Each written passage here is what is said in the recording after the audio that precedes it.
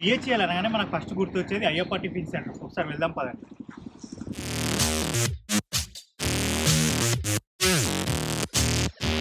హైదరాబాద్లోనే idli most famous తెలుసా? 20 years నుంచి బిహెచ్ఎల్ ఉంది.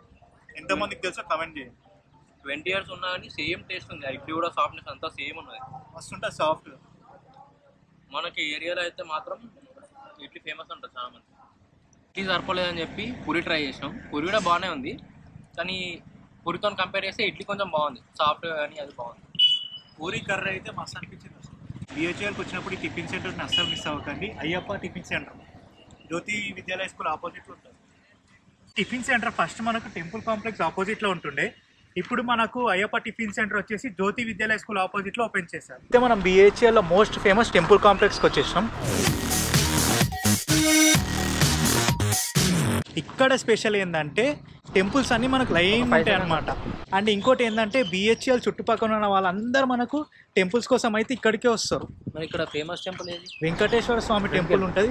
పెద్దగా మస్తు పీస్ఫుల్గా ఉంటుంది అసలు. ఆ టెంపుల్కి పోతే నీకు రాబుద్ది కూడా బయటికి, అంత బాగుంటుంది. మీరు కూడా బిహెచ్ఎల్కి వచ్చినప్పుడు ఆ వెంకటేశ్వర స్వామి టెంపుల్ అయితే అస్సలు మిస్ అవ్వకండి. అరే మీ మామ వాళ్ళ ఇంటికి వచ్చినప్పుడు ఇక్కడ క్రికెట్ ఆడుతుండే గుర్తుంటావా?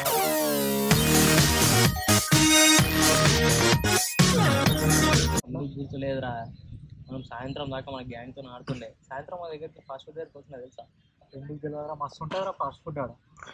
ఒకసారి పోదాం రా, తోబుది అయితే పోదాం. బిహెచ్ఎల్కి వచ్చినప్పుడు సుమన్ ఫాస్ట్ ఫుడ్ ఎట్లా మిస్ అయిపోతుంది?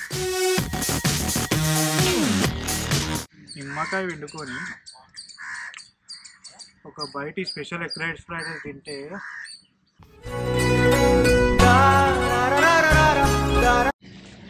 బిహెచ్ఎల్ ఏంటంటే Suman fast food must famous అనమాట. వీళ్ళ దగ్గర అయితే మస్ట్ ట్రై అయితే మనకు ఎగ్ నూడిల్స్, ఇంకా వెజ్ మంచూరియా.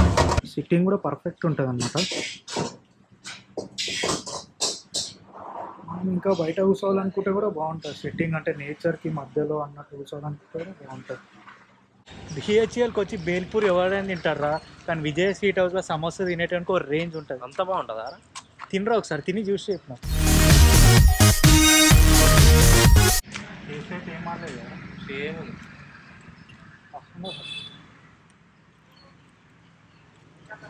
స్వీట్ హౌస్లో సమోసానే బాగుంటుంది అంట.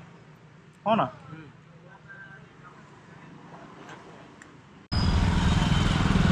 అరే వెయిట్, ఏదో మర్చిపోతున్నాం. బిహెచ్ఎల్కి వచ్చి ఎస్ఎల్ఎన్ బేకరీ మర్చిపోతే ఎట్లారా? అరే